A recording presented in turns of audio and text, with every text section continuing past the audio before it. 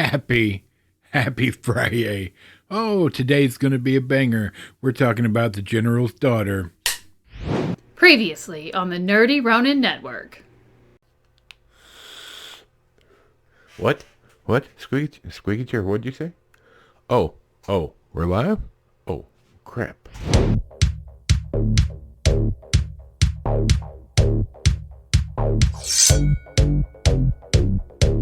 Happy Friday. That's right, it's Friday. Party day, if you will. The week is out the door in just a short few hours. And then it's the weekend, everybody's favorite. I don't know why. Some people work on the weekend. I highly doubt they look at it the same way. But, I don't know. I love Friday. Make a video, and then later in the day I get to watch Friday Night Tats over on Nerdrotic's channel. Dig that show. What are y'all doing for the weekend? Let me know in the comments down below. Today we're talking about Kino Lorber's 4K of the General's Daughter. Oh, buddy, let's look at it. 1999, The General's Daughter, rated R. This is a hard R for me. Hour and 56 minutes. When the daughter of a well-known and well-respected base commander is murdered, an undercover detective is summoned to look into the matter and finds a slew of cover-ups at West Point. Among other places. It doesn't all take place at West Point. In fact, very little of it takes place at West Point. And just a quick note from our friends over at Blackout Coffee Company. Make sure you head over and give them a try. Links in the description.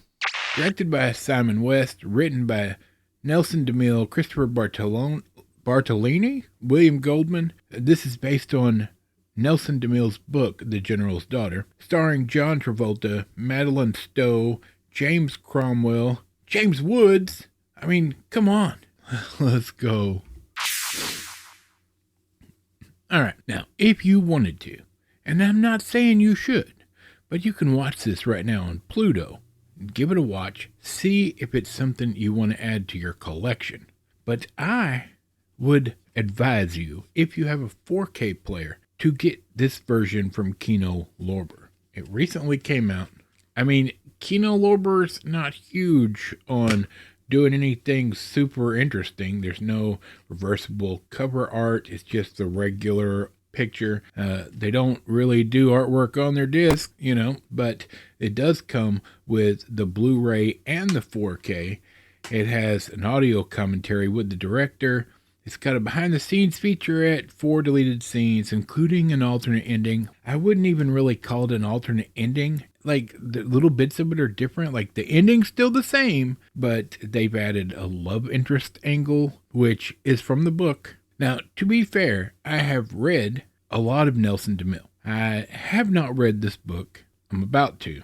I have given the sequel book a listen to a little bit of it just to kind of get a feel of how the characters are written. And then I fell into a rabbit hole of listening to a couple of his other books. So now I have to listen to all of this.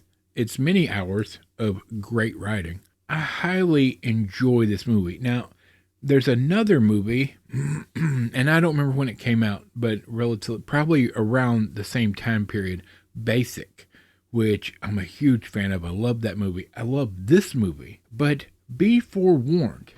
Not only is there blood in it and murder in it, there's a lot of language and a bunch of nudity, because the General's daughter is left buck naked in this little area, spread eagle and tied to tent poles or tent pegs stuck in the ground. This movie has some adult topics in regards to the story.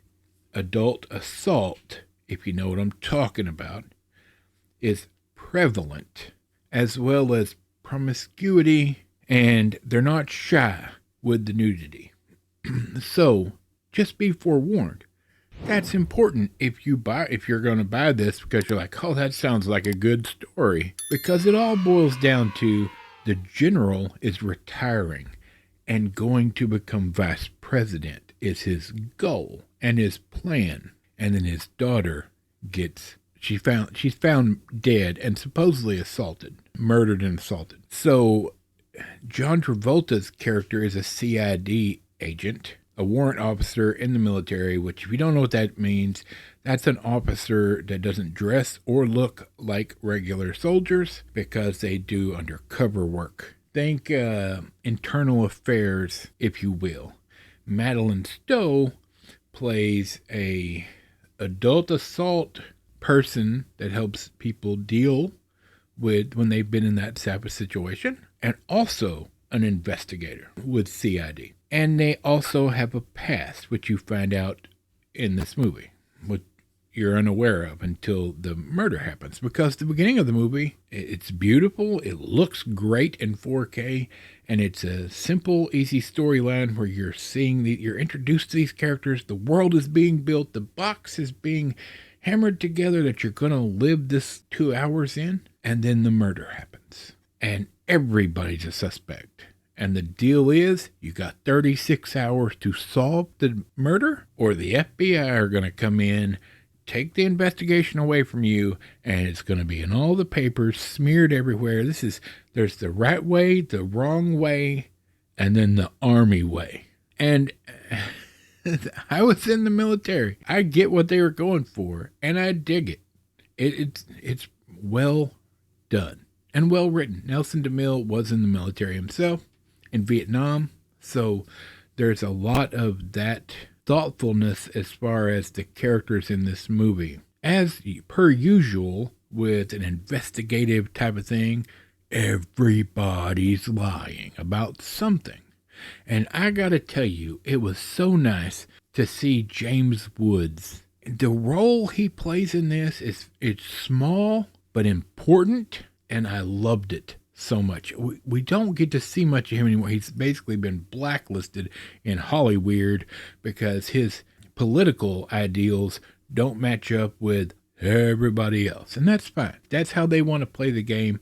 But it's a sad statement on an actor like James Woods, who's a brilliant actor and isn't being offered roles. Why? Because he voted the wrong way. Oh, anyway. So you have the team of John Travolta, Madeline Stowe, working to solve this, and nothing is as it seems. Nothing. Fantastic movie. I love this movie so much. The director of this movie did such a great job of showing you military life, yet he had absolutely no help from the military because they weren't interested in being a part of this movie. So the illusion that this is all on a military post or West Point, and none of it is. None of it. It's stunning. He did a great job. Now, I know he changed in the special features. He talks about things that he changed in this movie to make the story flow better, and I agree, even though I haven't read the book yet. There's some extra excitement that he adds to it without going too far off the reservation as far as the book is concerned. Like, he didn't change a huge swath of things. No, like, changed where somebody lived. Like, instead of a trailer park, they live on a houseboat. You know, like, things like that. And he really, the director, seemed to really respect and honor the source material from all I have been able to find out. So if you've not seen this, I would advise you to get it. It's delightful. Just be forewarned, it's adult themes, nudity, language, it's all there. Like, you run the gambit of this is a adult themed movie. There you have it. I'm getting out of here. Gotta go. The weekend's starting right now.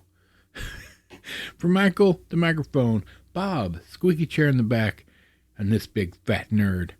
We'll see you on Monday. Thank you.